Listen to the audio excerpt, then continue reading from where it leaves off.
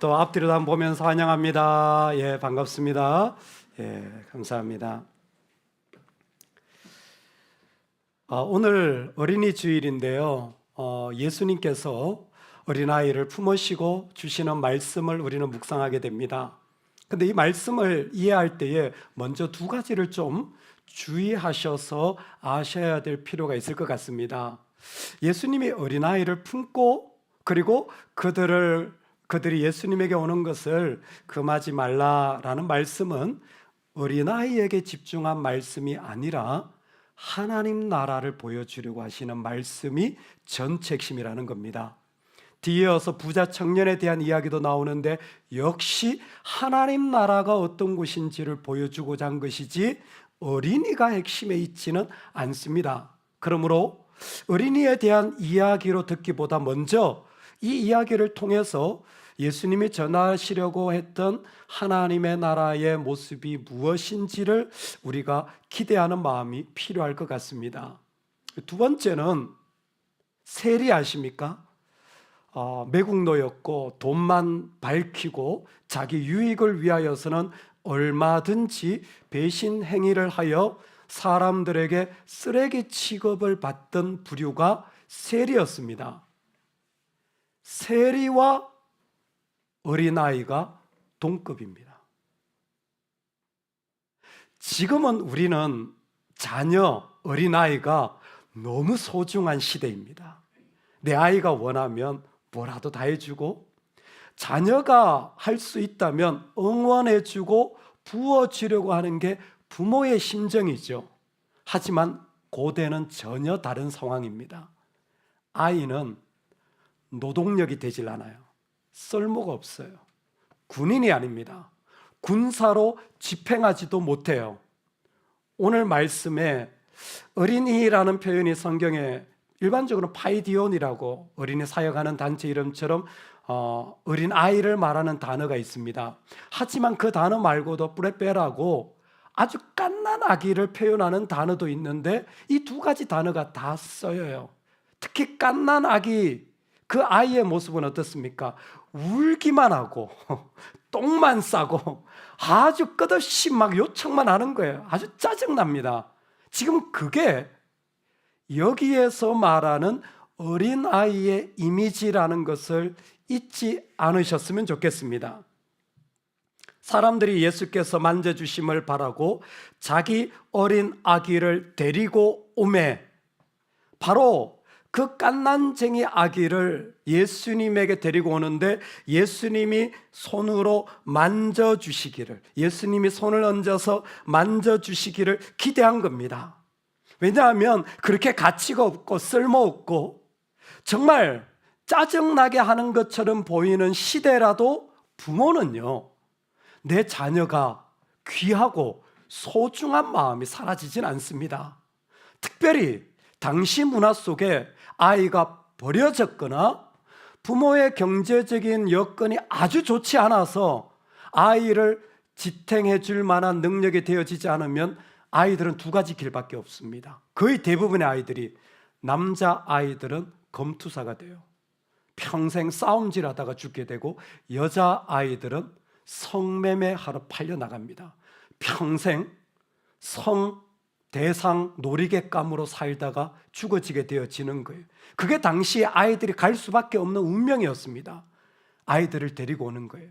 손을 얹는다라는 건 혹시 그 예수님이 손을 얹는다면 이 아이에게 다른 복이 임할 것이라는 신뢰가 그들 가운데 있었던 것입니다. 참 삶에 어려웠던 그 아이들을 대상으로 부모가 그렇게 간절한 마음으로 지금 데리고 오는 거예요. 그런데 여전히 쓸모없고 짜증나고 계속해서 요구하고 착 달라붙어가지고 끝없이 뭔가 이것 해달라 저것 해달라 하는 게 이 아이들의 모습인 거예요. 그런 아이들을 대상으로 제자들이 보고 꾸짖건을 그랬습니다. 사람들은요, 약하고 가치가 떨어지고 나한테 탁 달라붙어가지고 계속 부탁하고 요청하면요, 싫은가 봐요. 짜증나나 봐요. 왜 그래? 됐잖아. 왜 애들을 데리고 오니? 처음에는 적당하게 했지만 조금 있으면 뭐예요? 기분이 나빠지죠. 짜증이 납니다. 그래서 점점 판단하고 꾸짖기 시작하고 결국은 뭐냐면 썩 꺼져! 성경에 있는 표현으로 하자면 사단아 물러가라.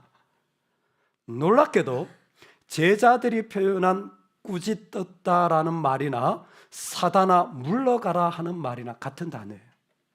그러니까 제자들의 마음 이해가 되시겠죠? 지금 애가 왔는데 지금 어떤 마음이냐면 아유 이 사탄 그냥 아주 그냥 아유 그냥 저주받아 그냥 싹 사라져라, 이런 마음으로 지금 이 아이들을 대하고 있다라는 겁니다. 그럴 만큼 이 아이들에 대한 마음이 그들에게는 참 힘들었던 것 같아요. 여러분, 우리가 사실 가정생활을 해보면 이와 같은 일을 많이 경험하는 것 같습니다. 한 강사가 얘기를 하는데 부부가 부부 생활하는데 제일 살기 힘든 배우자가 있대요. 이런 배우자와 사는 게 제일 힘들대요. 여러분, 어떤 배우자일 것 같습니까? 말을 기분 나쁘게 하는 배우자. 같은 말을 해도 기분 나쁘게 하는 남편이 있다면 아내는 거의 초죽음이에요. 그렇게 말하는 성도가 있다면 여러분, 그분이 집사님이건 권사님이건 여러분 꼭 말씀해 주셔야 돼요. 집사님, 말 그렇게 하면 기분이 나빠져요.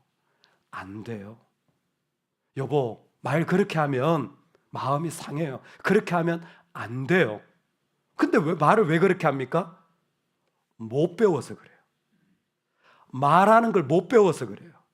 어릴 때 부모님한테 말하는 걸 배웠어야 됐어요. 그렇게 말하면 기분이 나쁜 거야 라고 배웠어야 됐는데 어떤 가정적인 상황이었는지 모르지만 그것을 못 배울 만큼 부모님이 과보를 했든지 아니면 방치를 했든지 못 배운 언어는 결혼해서도 똑같이 기분 나쁜 말을 계속하고 은혜를 받아도 교회에서 쉬운 상대, 만만한 대상, 쓸모없다 싶으면 뭐예요?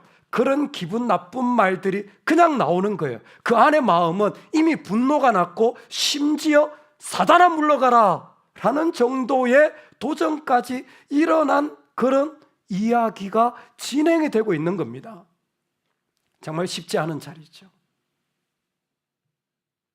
어린아이들이 내게 오는 것을 용납하고 금하지 말라. 하나님의 나라가 이런 자의 것이니라. 아멘. 그렇게 꾸짖는 제자들을 향하여서 어린아이가 내게 오는 것을 금하지 말라. 핵심은 뭐라고요? 하나님의 나라가 이런 자의 것이니라. 하나님 나라, 즉 하나님이 임재하고 하나님의 자녀로 살아가는 자의 모습을 보여주고 싶은 거예요. 하나님의 나라가 이런 자예요. 여기 이런 자는 누굽니까? 앞에 있는 어린아이입니다. 이 어린아이와 같은 모습이 바로 하나님 나라에 합당한 사람이라, 이런 사람이 구원받는다라는 거예요. 근데 이 어린아이가 어떤 모습이었죠? 가치 없죠. 쓸모없죠. 징징대죠. 한번 착 달라붙으면 떨어지질 않죠. 계속해서 도와달라고 요청하죠. 주님 말씀하십니다. 그런 사람이 하나님의 나라에 합당하다는 거예요. 그런 사람이 구원받는다는 거예요.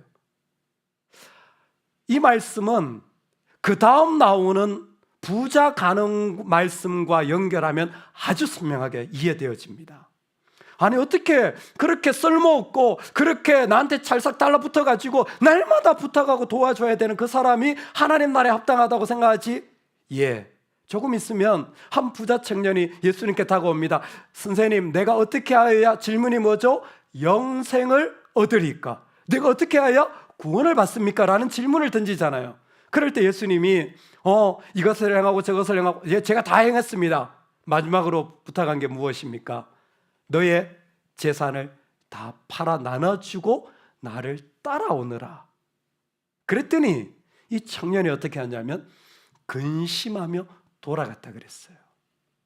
근심했다라는 것은 저울질을 하고 있다라는 겁니다. 소유가 예수님보다 앞서기 시작한 거예요. 내 소유가 예수님보다 앞서기 시작한 거예요. 그러니까 다른 건 다 가능한데 돈, 소유, 내 버는 것, 이게 예수님하고 저울질이 되어지는 거예요. 저울질이 되어지면 예수님을 따라갈 수가 없어요. 그런데 있잖아요, 그 쓸모없는 아이들은 저울질 할 게 없어요. 저울질 할 게 없어요. 아니, 저울질 할 수가 없어요. 가진 게 없기 때문에. 나는 무능력하기 때문에 저울질을 할래야 할 수 있는 게 없어요. 주님은 그 사람들이 하나님 나라 합당하다는 거예요. 주님을 믿으면서 계속 이건 내가 헌금할까? 내가 이걸 섬길까? 이걸 내가 순종할까? 안 하지 않을까? 저울질이 계속 일어난다면 이미 그 마음은 뭐냐면 주님과 비슷한 것들이 삶의 자리에 일어나기 시작한 거예요. 그 사람은 하나님 나라에 합당하지 않은 거예요.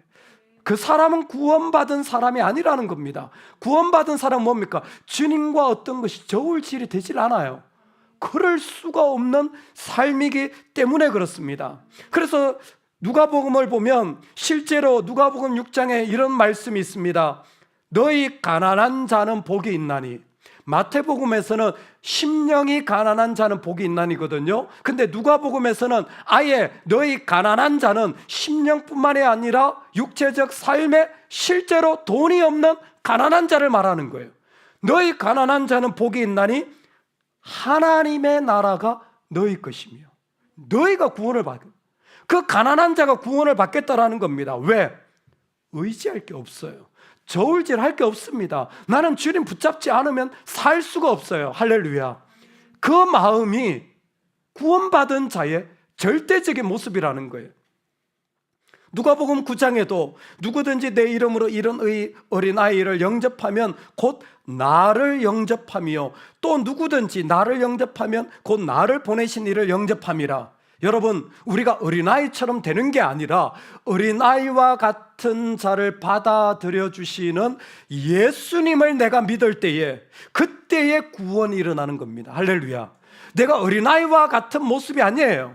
정말 중요한 것은 그런 자라도 받아주시는 그런 아이의 모습이 뭔데요? 한마디로 말하면 dependent attitude, 의지할 수밖에 없는 태도, 의존하는 태도, 완전한 의지를 가진, 내가 의지하지 않고는 살아갈 수 없는 바로 그 모습이 이 아이들의 모습인 거예요.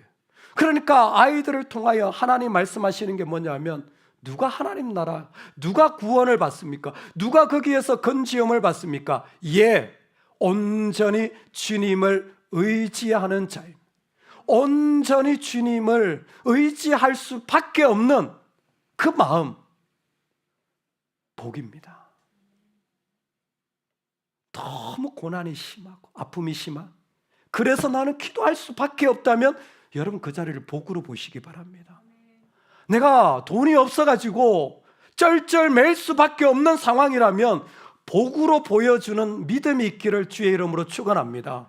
여러분, 우리 자녀들이요, 그게 복으로 보는지 아니면 시험으로 보는지 자녀들은 다 알아요. 야, 엄마가 밤잠을 못 주무시네, 저것 때문에. 저게 중요한가 보다. 아이들은 그렇게 느껴요. 금방 알아차립니다.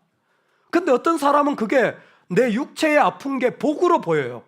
아프면요, 주님 붙잡지 않고 살 수가 없어요.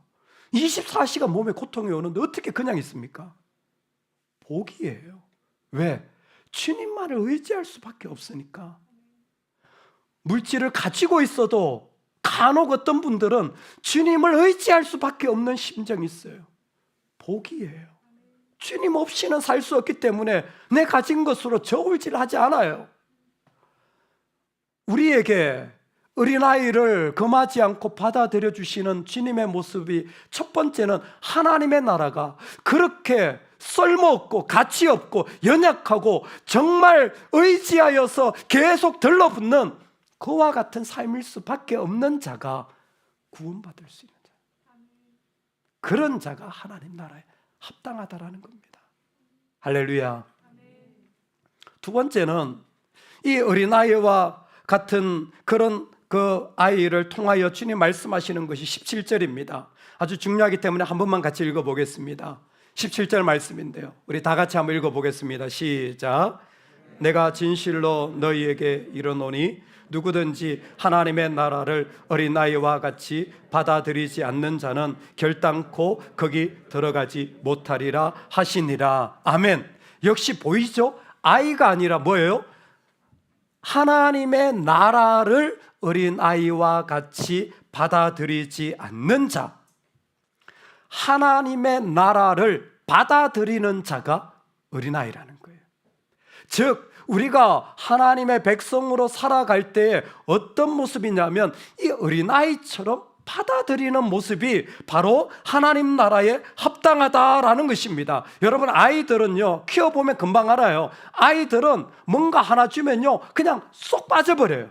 TV를 보면 그게 그냥 빠져들고, 핸드폰을 주면요 그냥 쏙 빠져버려요. 맛있는 거 먹잖아요. 싸울 정도로 쏙 빠져버려요. 장난감 하나 주면 쏙 빠져버려요. 완전히 받아들인 거예요. 완전히 그것을 받아들이는 태도예요.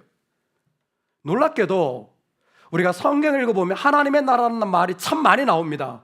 사복음서에 얼마나 많이 나오는지 몰라요. 하나님 나라가 왔다, 하나님 나라가 임하였다, 하나님 나라를 받는다, 그런 데 있잖아요. 단 한 번도 우리가 하나님 나라를 이룬다라는 표현은 없습니다. 하나님 나라는 오고 임하고 받아들여지지 우리가 이루는 것이 아니에요. 이렇게는 한 번도 쓰이지 않습니다. 여러분, 이건 대단히 중요한 신앙의 본질입니다. 하나님 나라는 받아들이는 거예요. 여러분, 이 스텝을 처음부터 잘 밟으셔야 돼요. 하나님은 받아들이는 거지 내가 알고 내가 이만큼 경험하여서 이런 하나님이다 말하는 게 아니에요. 그 사람이 어떤 삶의 자리에 있건 하나님은 받아들이는 거예요. 내가 하나님을 이 정도 아는데, 내가 이렇게 생각했는데 이게 뭐야? 그럼 어떻게 되는 줄 아세요? 꾸짖기 시작해요. 정죄하기 시작해요. 내가 좀 성경 좀 아는데, 내가 목사인데, 내가 박사인데, 내가 성경을 공부했는데, 내가 이런 훈련을 받았는데, 아니요, 우리가 아는 것으로 나가면 반드시 우리 안에서 나오는 건 사단아 물러가라, 나도 모르게 이 마음이 나오는 거예요. 정죄가 나오는 겁니다. 그 알량한 것 가지고 제자들이 하고 있는 행동이 나한테 그대로 일어나는 거예요. 내가 의도치 않았는데 이미 정죄가 일어난 겁니다. 왜? 받아들이는 게 아니라 내 아는 것으로 나아갔기 때문이에요. 거기는 하나님 나라가 이루어지지 않습니다. 오히려 예수님을 반대하고 있어요. 오히려 예수님을 반대하고 있어요. 무서운 일입니다. 우리 모두는 하나님을 받아들이는 존재지. 내가 어릴 때부터 조금 내가 이런 대단한 것을 알았는데 라고 말하는 순간부터 이미 하나님 나라는 그 자리에 임하지 않아요. 하나님 나라는 받아들이는 겁니다. 그래서 하나님 나라를 받아들인 모습을 고린도전서에 하나님 나라 복음을 분명하게 설명했습니다. 하나님 나라 복음이 뭡니까? 예수 그리스도의 십자가와 부활입니다.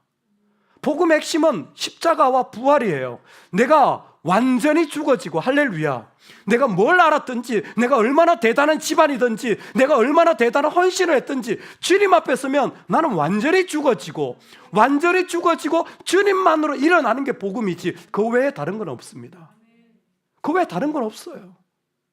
저는 아주 불편한 게, 목사님이 가끔 설교하실 때 이렇게 3줄짜리 가운 입고 설교하실 때예요. 박사거든요. 여러분, 목사가 설교하는데 박사가 왜 필요합니까? 하나도 필요 없습니다. 신앙을 얘기하는데 30년 교회 다니는 게 왜 필요합니까? 하나도 필요하지 않습니다. 오직 우리는 하나님 앞에 엎드릴 죄인일 뿐이에요. 내 자신이 십자가에 못 박히고 주님으로 일어나지 않으면 어떤 하나님의 나라도 일어나지 않습니다. 복음은 반드시 십자가와 부활이 전부인 거예요. 지금 주님이 하나님 나라를 어린아이와 같이 받아들인다고 말할 때 바로 이겁니다. 우리가 하나님 앞에 살아가는데 하나님 앞에 내 모든 것을 내려놓고 주님 앞에 나를 던지는 거예요. 여러분, 이게 어렵지 않아요. 아이가 엄마 품에 안기는 것과 똑같은 거예요. 그냥 아이는 아무것도 할 수 없기 때문에 그냥 엄마 품에 안기는 거예요. 그게 바로 하나님 나라가 임한 모습입니다. 시편에 보니까 내가 내 영혼으로 고요하고 평온하게 하기를 젖된 아기가 그의 어머니 품에 있음 같게 하였나니 내 영혼이 젖된 아이와 같도다. 내가 다 내려놓아지고 주님 품에 안기는 거죠. 그게 하나님을 만나는 거예요. 그 자리가 하나님 나라가 임하는 거예요. 우리 선생님부터 얘기를 들었습니다. 지난번에 우리 중고등부 오렌지 아이들이 제주도 수련을 가, 겨울에 코로나 시절에 인원 제한이 있고 해서 애들을 방마다 다 따로 해가지고 각별로 해가지고 다 따로, 차도 다 따로 준비하고 어떻게든 아이들의 신앙을 유지하기 위하여서 제주도 가가지고 수련을 했잖아요. 사실 준비를 할 것도 없었습니다. 시간도 없었고 상황도 좋지 않았고 뭐 저도 컨디션이 좋지 않았고 찬양 우리 아프리칸 브라더 시스터 그분들이 영어 찬양을 막 인도 애들 뭐 그냥 하다가 뭐 그런 분위기였어요. 뭐 먹고 뭐 왔다 갔다. 근데 이번에 얼마 전에 며칠 전에 애들이 여기 캠핑을 갔었는데 그게 진실 게임을 하는데 애들이 그랬다는 거예요. 진실 게임을 솔직하게 얘기하는데 그때 그 제주도 수련회에서 주님을 만났다는 거예요. 주님을 만났다는 거예요. 이야, 아니 어떻게 그렇게 준비 안 된 곳에서 주님이 임하시는지 가끔 놀랄 뿐입니다. 그냥 뭐 그렇게 했는데 근데 그때 봤어요. 어떤 아이는요 예배 드리고 그 말씀을 나누고 뭐 우리 게임도 하고 그랬거든요. 근데 기도하는데 막 눈물을 펑펑 쏟더라고요. 뭐 우리가 뭐 눈물을 쏟는 분위기도 없었어요. 그냥 기도하자, 말씀을 나누자, 말씀 익은 것 같아 그랬는데 애들의 마음이 주님을 만난 거예요. 어떻게 해요? 그 속에 내가 다 내려놓아진 거예요. 10대가 얼마나 눈치를 많이 보면 창피한 게 다 내려놓아진 거예요. 다 내려놓아진 그곳에 주님의 부르심이 임하자 나도 모르게 그 주님의 부르심 앞에 살짝 나를 내어드린 거예요. 그게 하나님 나라입니다. 그게 하나님 나라예요. 그게 바로 무슨 내가 대단한 걸 안 해도 그 자리가 내가 주님을 만나는 실제가 일어나는 거예요. 우리가 똑같지 않습니까? 언제 하나님 나라가 임합니까? 그분을 받아들일 때예요. 나를 내려놓고 주님을 받아들이시는 은혜가 있기를 소망합니다. 여러분 그래서요 우리가 믿음으로 살아나갈 때 첫 번째로 해야 되는 것이 무엇이냐면 아무리 약한 자, 쓸모없는 자, 쓰레기 같고 끝까지 나한테 들러붙는 사람이라고 할지라도 함부로 대하지 마시기 바랍니다. 함부로 대하지 마시기 바랍니다. 하나님이 그들을 사랑하십니다. 아이, 여성, 돈 없는 사람, 백그라운드 없는 사람, 실패한 사람, 노인네, 장애인 사람들은 다 어떻게 생각할지 모르지만 우리 하나님은 세상의 조건과 상관없이 주님 없이 살 수 없는 그 사람들을 귀하게 여겨요. 특별히 여러분 자녀를 함부로 대하지 마세요. 우리나 그나 하나님 앞에 한 인격일 뿐입니다. 나이가 어리다고 우리 마음대로 대해서 될 것 같죠? 절대 그러지 마십시오. 그 앞에 엎드리실 수 있기를 주의 이름으로 축원합니다. 자녀 앞에서 나의 모든 것을 내려놓을 수 있는 게 복음의 사람입니다. 누구를 막론하고 사람을 쉽게 대하지 마세요. 여러분 때로는 상냥하고 친절하게 대하는 사람들이 우습게 막 대하더라고요. 막 말을 함부로 하더라고요. 교회 성도님들, 목회자나 또 쉬운 그런 사람들 그러지 마세요. 우리는 오히려 그 속에서 하나님 앞에 겸손하게 엎드려야 될 사람이에요. 페이스 커뮤니티 철저의 로렌스 콩이라는 목사님이 간증을 이렇게 하시더라고요. 그분이 목회를 하려고 한 교회에 부임을 했는데 교회 성도님들 어느 정도 있는 교회였던 싱가포르에 있는 지금도 있어요.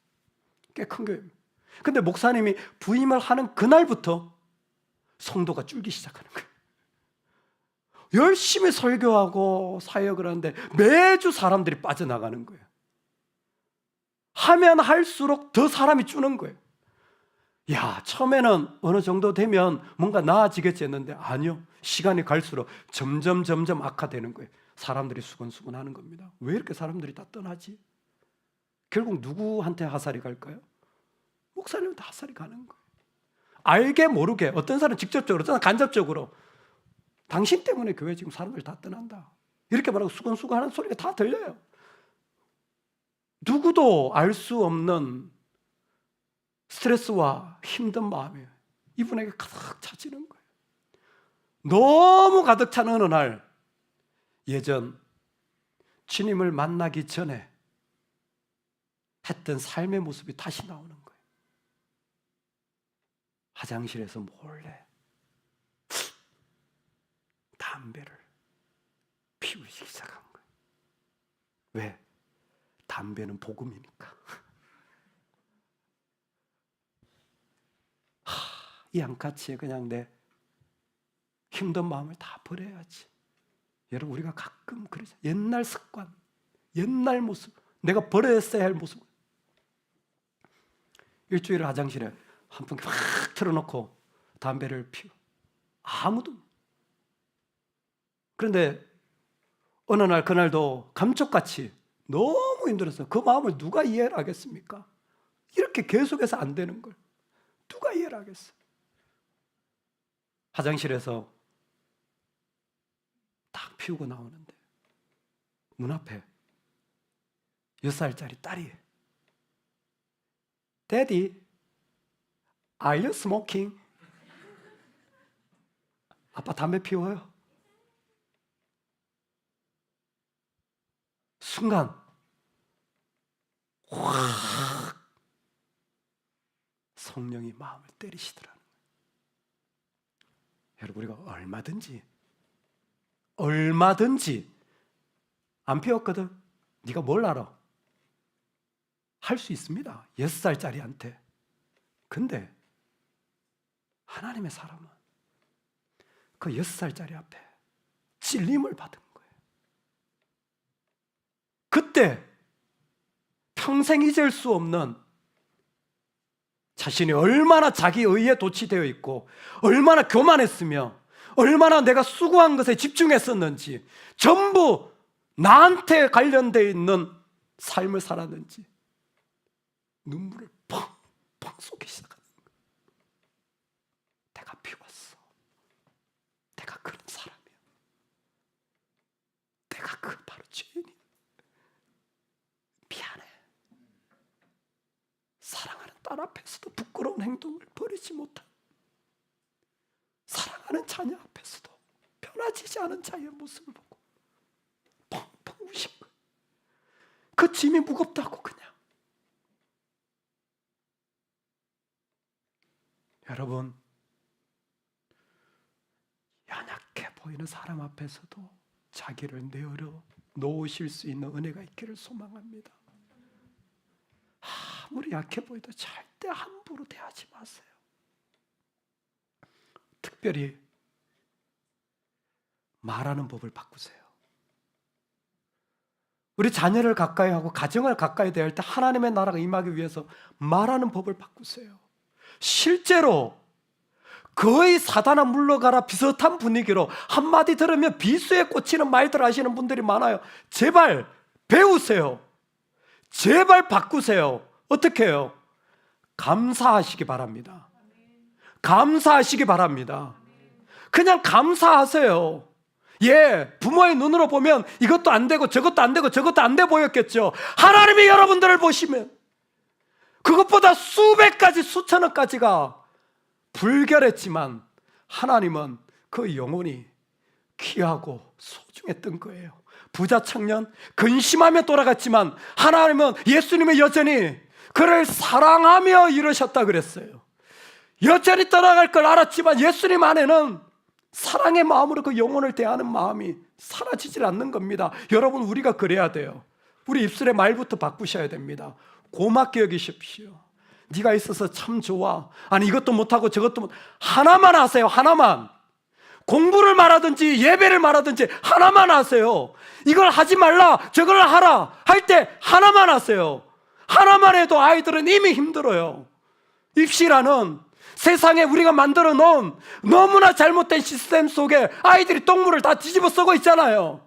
얼마나 그냥 살아가는 것 자체가 힘든 시대인지 몰라요. 그런데 자꾸 부모는요 이것저것 말해요. 하나만 하세요. 하나만. 뭐 말하시렵니까? 우리가 믿음 말해야 되는 사람 아니에요. 믿음을 어떻게 말합니까? 하나님이 주신 고마운 선물로 보는 거예요. 여러분, 우리가 그랬잖아요. 아이가 태어났던 핏덩어리를 보며 그 아이가 똥을 싸고 엄마 젖을 원하고 아무것도 하지 못하는 무가치한 존재지만 우리가 그랬잖아요. 너무 고맙습니다. 감사합니다. 귀합니다. 그 자체로 좋았잖아요. 여러분, 우리가 주님을 만났을 때, 우리가 사람을 만났을 때 그 자체로 좋았잖아요. 그런데 왜 그 뒤에 자꾸 이것저것 붙이십니까? 그 뒤에 왜 자꾸 이런저런 것들을 붙여서 그 마음을 다 잃어버리게 만드십니까? 더 좋아져야지 교회가, 더 좋아져야지 성도가, 더 좋아져야지 그 자녀가. 어떻게 해요? 내 말이 바뀌어야 돼요. 함께 있어서 너무 좋아요. 난 네가 있어서 좋아. 예, 내 눈에는 안 보이는 그 보이는 수만 가지 잘못된 것들이 다 있죠. 근데 뭐예요? 먼저 해야 될 게 그 존재를 인정하는 거예요. 나는 네가 있어서 좋아. 여러분, 존재만 인정받아도요, 그 아이는 자존심 안 세워요. 자존심은 낮아지고 자존감은 높아진답니다. 근데 존재가 인정받지 못하면 자존감은 낮고 자존심만 세운대요. 성질내는 사람들 있죠. 왜 그런지 아세요? 자존심을 세우지 않으면 죽을 것 같은 거예요. 왜? 자존감이 낮아서 그래요. 그런 사랑을 못 받은 거예요. 이제 우리가 바꿔야 됩니다. 말을 기분 나쁘게 하지 마세요. 여러분, 배우자가 가르쳐 주세요. 겸손히 들으세요. 교회에서 서로 가르쳐 주세요. 아주 사랑의 마음으로. 기분 나쁜 말, 비난하는 말, 비아냥거리는 말로는 하나님 나라가 임하지를 않아요. 사단의 말입니다. 그거는. 주님 오늘 우리를 바꾸셨습니다. 어린아이가 내게 오는 것을 쓸모가 없다고 금하지 마라. 우리의 궁극적인 목표가 뭔 줄 아십니까? 따라합시다. 나는 주님의 손이 되어야 합니다. 여러분, 우리 가정에 주님의 손이 되어야 돼요.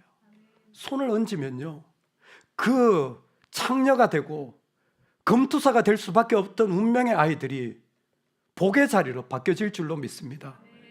주님이 어떻게 손을 얹으십니까? 우리를 통해 손을 얹는 거예요.